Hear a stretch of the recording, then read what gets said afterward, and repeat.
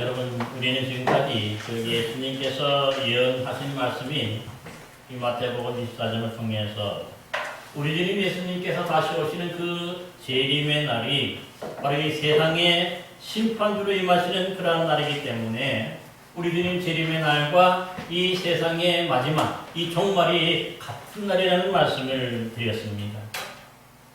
특별히 그러기에 여러 징조들도 있고 교회적으로 또 세상적인 어떤 그런 징조들도 있지만은 또 이 주님이 오시기 직전에는 정말 우리로서는 감당하기 힘든 그런 큰 대환란의 날도 있다는 것을 말씀했는데요. 그 징조가 바로 이 멸망에 가증한 것이 거룩한 곳에 서게 되는 것을 볼 때라 그렇게 말씀했습니다. 이 말씀은 정말 세상의 모든 소중한 생명들을 빼앗아가는 이런 자들이, 약한 자들이 거룩한 것들, 이 하나님의 성전인 교회를 침범하고 그래서 교회를 무너뜨리고 또 우상을 세우고 그 우상을 숭배하도록 강요한다 하는 그러한 날인 것을 말씀합니다.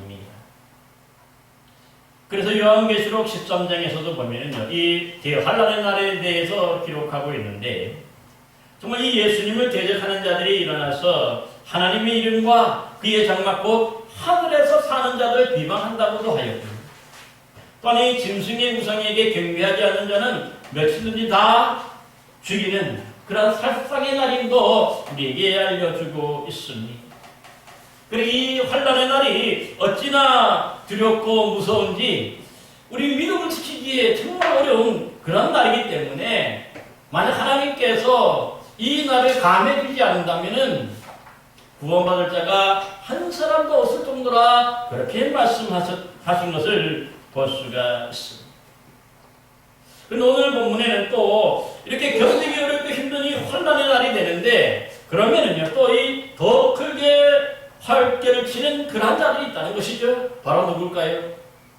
오늘 본문에 보니까 거짓 그리스도들과 거짓 선지자들이라 말씀하고 있습니다. 오늘 본문 23절 4절에 보면은 그때에 사람이 너희에게 말하되 보라 그리스도가 여기 있다 혹은 저기 있다 해도 믿지 말라.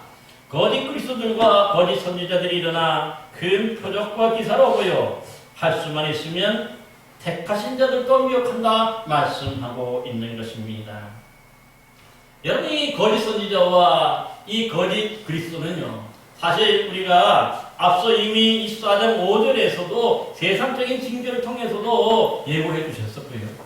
이 교회의 징조를 말할 때도 보면은 본문 또 11절에 보니까 이 거짓 선지자들이 많이 일어나서 미혹한다고도 말씀해 주셨었어요. 그러니까 이 대환란의 날에 또다시 더 큰 이 그리스도들과 이 거짓 그리스도들과 거짓 선지자들이 일어나서 그것도 우리 택하신 자들 믿음의 사람들을 미혹한다고 말씀하고 있는 것입니다. 그러니까 이 거짓 선지자, 거짓 그리스도들은요, 이 대혼란이 일어나니까 사람들에게 이 어수선하고 두려운 틈을 타서 더욱더 그들을 미혹한다 하는 그런 뜻인 것을 볼 수가 있습니다. 여러분 그러면은 이런 대환란의 날에 큰 표적과 기사를 보여서 많은 사람을 미혹하는 이런 거짓 그리스도들과 거짓 선지자들은 누굴까요? 사실 우리는 이 거짓 선지자들, 거짓 그리스도 하면은 단순히 지금도 있는 크고 작은 여러 이단들의 우두머리가 그렇게 생각할 수가 있는데 이들을 넘어서서 사실 여기서 말씀하는 거짓 그리스도와 거짓 선지자들은요 한 나라를 장악하고 한 나라를 다스리는 그런 정치 권력가들임을 볼 수가 있습니다. 왜냐하면 이들은 주로 보면 한 나라를 완전히 장악해서 그 백성들에게 자신을 신으로 경배하고 섬기도록 그렇게 강요하고 이에 반대하는 자들은 모두 잡아서 죽이거나 또 감옥에 쳐넣기 때문에 그렇습니다.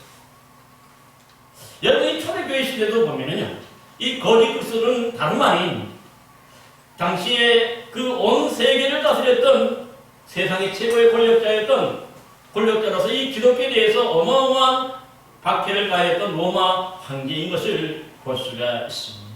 왜냐하면 당시 이 로마 황제는 자신이 하나님의 아들의 현현, 하나님의, 자신이 하나님의 아들이라고 그렇게 얘기하고 자신을 경배하도록 그렇게 강요했던 것을 역사적으로 우리가 잘 알 수가 있습니다. 그러기에 자신이 다스리는 그 모든 나라의 곳곳에다가 황제 사당을 만들었어요. 신전을 만들고 또 거기에다 황제의 이 우상, 그러니까 이 동상을 만듭니다. 동상을 만들어서 곳곳에 세웠던 것을 보게 됩니다. 그리고는 그 백성들로 하여금 거기에 참여해서 경배하고 예배하도록 하는 것을 볼 수가 있습니다. 그러기에 여러분들이 이때에 만약에 그 예배에 참여하지 않고 그 동상에 경배하지 않으면은요, 100명 다 죽였다고 성경은 말씀합니다. 여러분, 그 요한계시록 13장에 기록되어 있는 이 짐승이 곧 로마 황제예요. 왜냐하면 그만큼 이 로마 황제가 당시에 우리 신앙인을 엄청나게 박해했기 때문에 아주 포악하고 아주 싸나운 것이 뭡니까? 바로 짐승이잖아요. 그러니까 짐승처럼 그렇게 우리 기독교인들을 박해하고 핍박하고 했던 것을 볼 수가 있습니다. 특별히 이들은 이 신전에, 하나님의 성전에 황제의 신전을 만들어 놓고 거기에 또 황제의 동상을 만들어서 세워놓고는 거기에 경배하는 사람들에게 이 짐승의 표, 즉 매매권을 줍니다. 그리고는 이 짐승의 매매표가 없으면, 짐승의 표가 없으면 뭐죠? 이 매매도 못하게 했어요. 그러니까는 물건을 사고 팔 수가 없으니까 이 표가 없는 사람은 경제적으로 약자였기 때문에 뭡니까? 먹고 살기 어려웠던 거죠. 그래서 그러나 이 황제 숭배에 참여하는 사람들에게는 더 크게 뭡니까? 사람들에게 먹을 것을 이렇게 풍성하게 나눠주면서 그렇게 일부러 이렇게 황제 숭배를 강요했던 것이죠. 하지만 이때에 이 믿음의 사람들은요, 그 표를 받지 않고 그 신전에 가지 않고 그 우상에 절하지 않으니까 표가 없지요.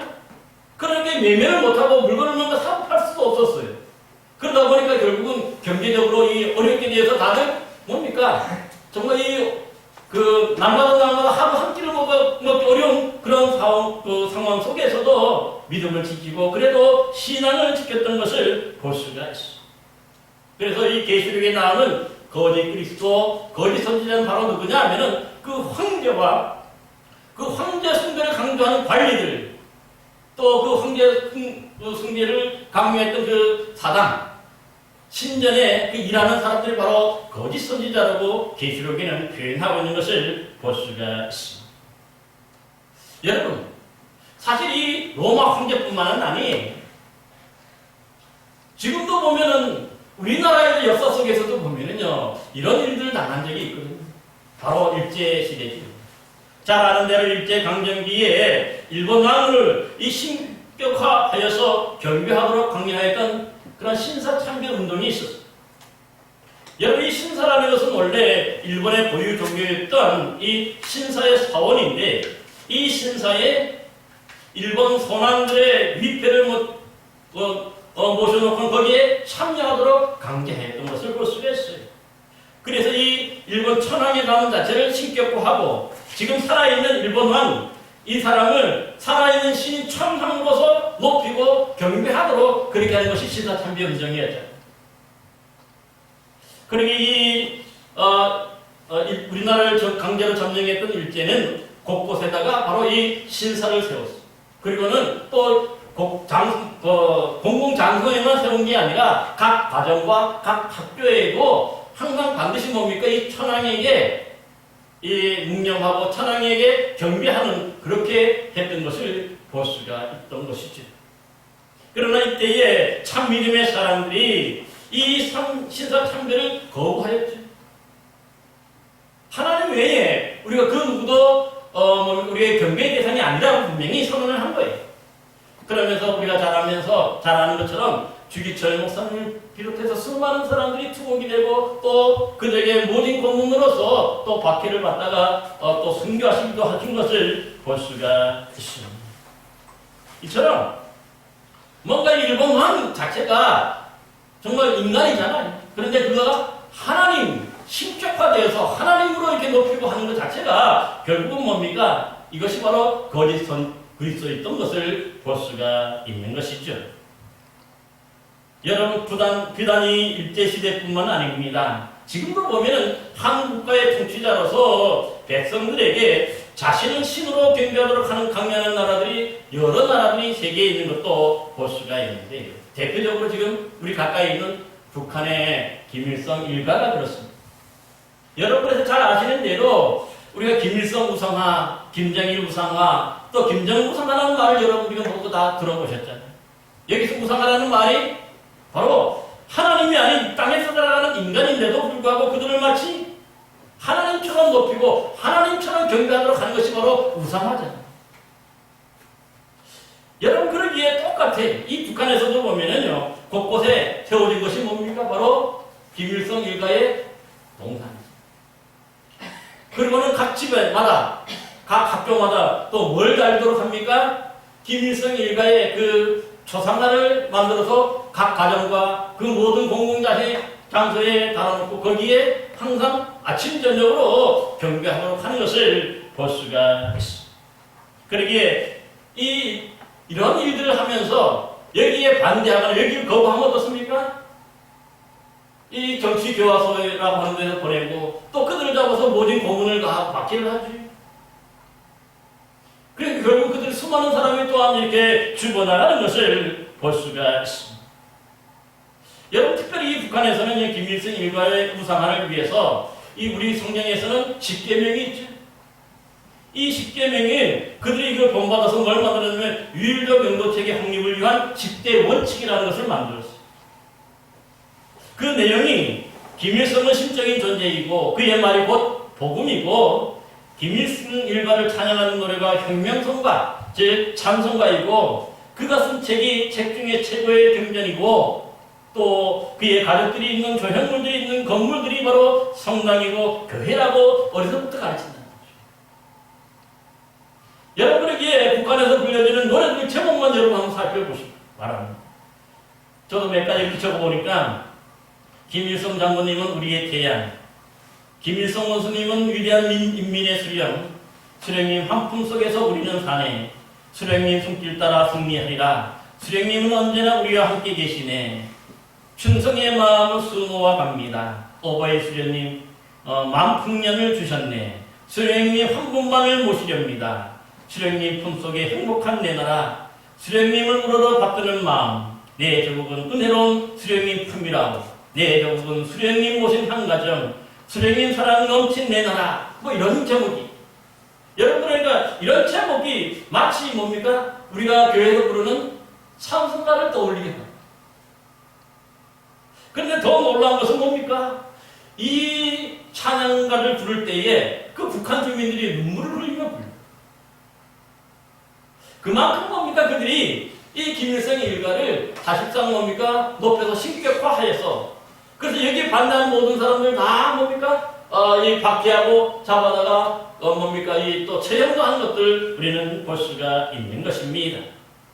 따라서 북한은 스스로는 사실은 겉으로 보일 때는 사회주의 국가, 공산주의 국가라고 하지만은 실제로는 공산주의도 사회주의 국가도 아닌 단지 김일성 일가를 하나님으로 모시고 충성하는 이런 거짓 그리스도를 모시는 이단 집단이라고 많은 사람들은 그렇게 평가하고 있는 것입니다.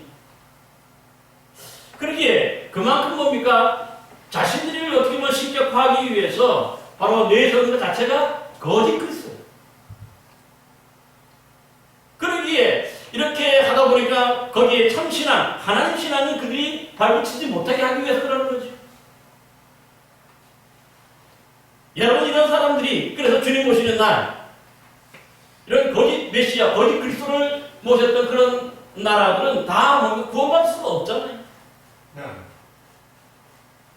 그러기에 우리는요, 이 북한 체제가 사실은 이런 김일성 일가를 신격화해서 우상숭배에 몰두하고 있다는 것을 우리가 다시 한번 기억하면서 우리나라가 이 신앙의 자유를 잃어버리지 않도록, 즉 이 북한에 의해서 이 사회주의화가 되는 것을 우리는 경계하고 또 이것을 위해서 우리가 그래서 기도해야만 하는 것을 우리는 기억해야 할 줄로 믿습니다. 뿐만 아닙니다. 이렇듯 한 나라 전체를 우상숭배로 미혹하는 나라가 또 있는데 바로 그 북한 옆에 있는 이 중국이 그러합니다. 잘 아시다시피 중국도 이 공산주의 사회주의 체제를 유지하는 나라인데 이 중국에는 사실 삼자교회라는 교회가 있어요.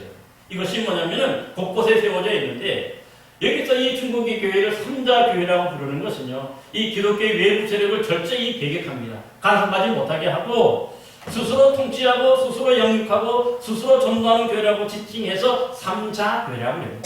그래서 이 교회는 중국 정부의 보호를 받는 그러한 기관, 허락을 받고 세워진 교회이기 때문에, 하지만 이 삼자교회는 사실 예수님의 가르침도 있지만은 더 중요한 것은 뭐냐면 이 중국 공산당의 지시와 간섭대로 움직이는 꼭두각시 교회라는 사실. 그러게 아예 요즘은 십자가도 있지만은 십자가 옆에 시진핑 중국 주석의 초상화를 달아놓고 아침 저녁으로 거기에 기도하라고 그렇게 강요하고 있다는 사실. 그러기에 참 신앙인들은 결코 이 시진핑 주석을 참배할 수 없다고 생각해서 이 초상화를 떼어내니까 그 즉시로도 이 공안에 잡혀가서 이 고문도 당하고 또 박해를 받고 또 이 감옥에 투옥되는 그런 일들도 지금도 많이 일어나는 것을 볼 수가 있습니다.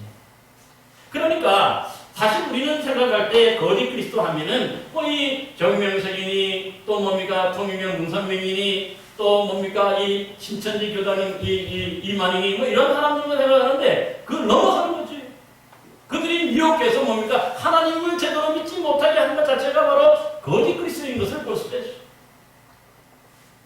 결국 그들을 따라가다가는 뭡니까 결국 다 구원받지 못한다는 사실. 그러기에 오늘 본문 16절에서는 예수님은 뭐라고 말씀합니까? 16절 말씀 보시기 바랍니다. 보라, 그리스도가 광야에 있다 해도 나가지 말고 보라, 골방에 있다 해도 믿지 말라고 우리 신앙인들에게 당부하고 있는 것입니다. 왜냐하면 이들 따라가다가는 그들이 뭔가 그들의 어떤 가르침을 따라가고 그러다 보면 우리도 뭡니까? 결국 구원에서 탈락하기 때문에 그래요. 주님 오시는 날 우리가 하나님 나라에 들어갈 수가 없기 때문에 그러는 것입니다. 그러기에 이렇듯 세상의 권력자들이 둔갑한 이 거짓 그리스도들과 이런 거짓 선지자들의 속임수에 우리가 넘어가지 않도록 바로 예수님의 25절 말씀을 통해서 미리 내가 너희에게 말하였다. 그렇게 이미 예고하고 있는 것도 볼 수가 있습니다.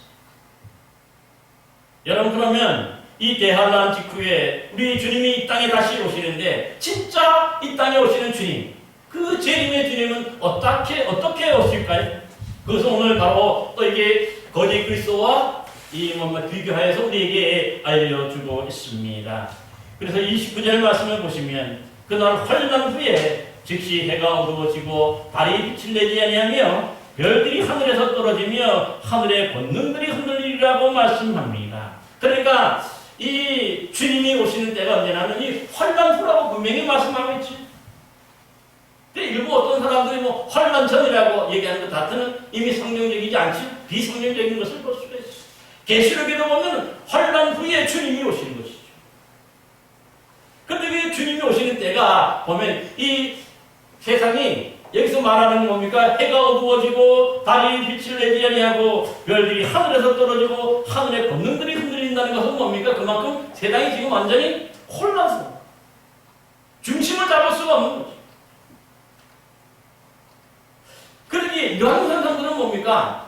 결국은 세상의 몇몇 사람들만 우리가 느끼는 것이 아니라 이 세계에 있는 모든 사람들이 다 느끼고 다 체험할 수 있는 그런 일인 것을 말씀하고 있는 것입니다. 그러니까 믿지 않은 사람들이 이제 저절로 세상의 총괄이 정말 되었구나, 마지막이 되었다는 것을 모두가 다 알 수 있는 그런 때가 있다는 것이죠. 그럴 때에 본문 30절 이하에 보면은 인자의 징조가 하늘에서 보이겠고 그때에 땅의 모든 족속들이 통곡하며 그들이 인자가 구름을 타고 능력과 큰 영광으로 오는 것을 보리라 말씀합니다. 여기 하늘로부터 내려온다는 것이 중요합니다.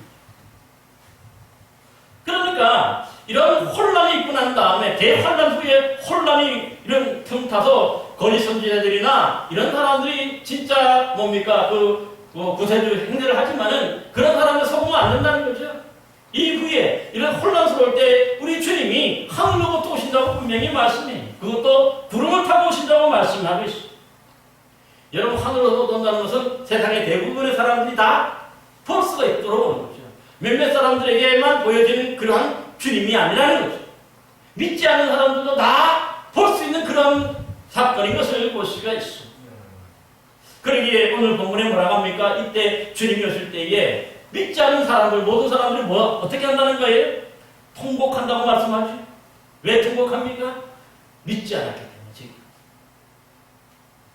예수님 말씀하셨는데 우리가 그걸 믿지 않고 엉뚱한 그리스도를 따라가고 엉뚱한 거짓 선지자를 따라가서 우리가 그 잘못된 믿음으로 우리가 살았구나. 그렇기 때문에 통곡하고 후회하는 거예요. 이제 그들이 닥칠 일정만과 마지막 심판을 그들이 알기 때문에 후회하고 또 통곡하는 것임을 볼 수가 있습니다. 그런데 이때 오시는 이 진짜 메시아, 우리 주님의 모습은 사실 하나님 우편에 앉아 계시다가, 그렇죠? 구름을 타고 이 땅에 오신다고 분명히 말씀했습니다. 그러니까 우리가 이 거짓 선지자와 참 그리스도를 우리가 뭡니까? 구분할 수가 있지.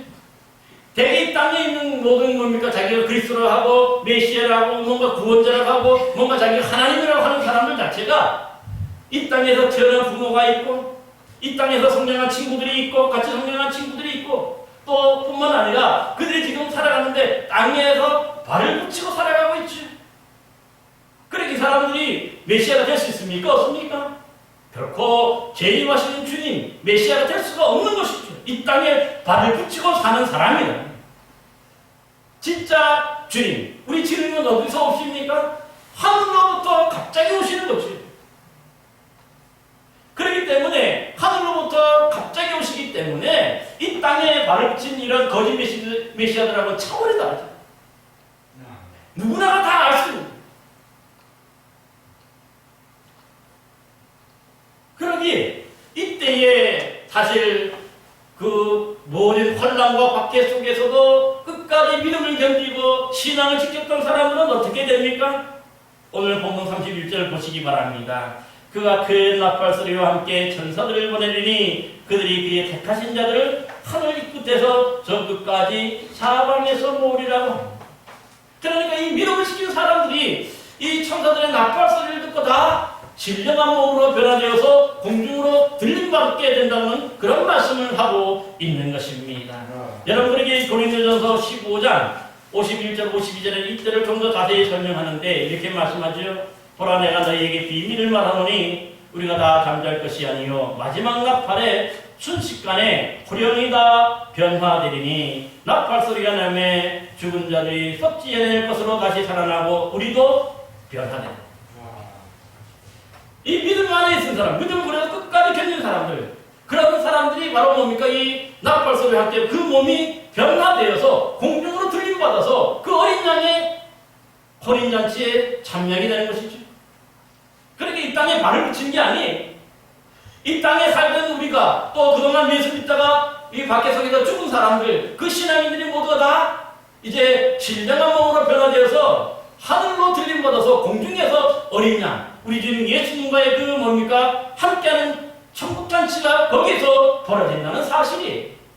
그러니까 이 땅에서 자신이 그리스도로 가고 자신이 구원자를 하는 사람, 자신이 하나님이라는 사람은요, 결코 그들이 진짜 메시아가 아닌 것을 우리가 분명히 구분할 줄 알아야 됩니다. 우리 주님은 이 땅에 오실 때에 하늘로부터 오시는 거고, 갑자기 오시는 거고, 뿐만 아니라 뭐죠? 발을 붙이고 뭔가 사는 게 아니에요. 그러니까 분명하게 거짓 그리스도와 참 그리스도가 구분되는 것임을 우리는 성경을 통해서 분명하게 기억해야 할 줄로 믿습니다. 따라서 우리 주님 오시는 그날에 진짜 이 천사들의 나팔소리가 울려 퍼질 때에 우리 모두가 신령한 몸으로 변화되어서 그 하나님 아들의 그 천국잔치에 참여해야 될 줄로 믿습니다. 우리 모두가 이 날을 기대하면서 때로는 어렵고 또 힘든 날이 있을 수 있지만은 그러나 끝까지 견디며 믿음으로 살다가 이 나팔소리를 듣고 공중으로 들림받아서 어린 양의 그 혼인잔치에 참여함으로 하나님의 나라에 들어가는 귀하고 복된 복을 누리는 우리 모든 성도들 되시기를 간절히 기원합니다. 기도하겠습니다.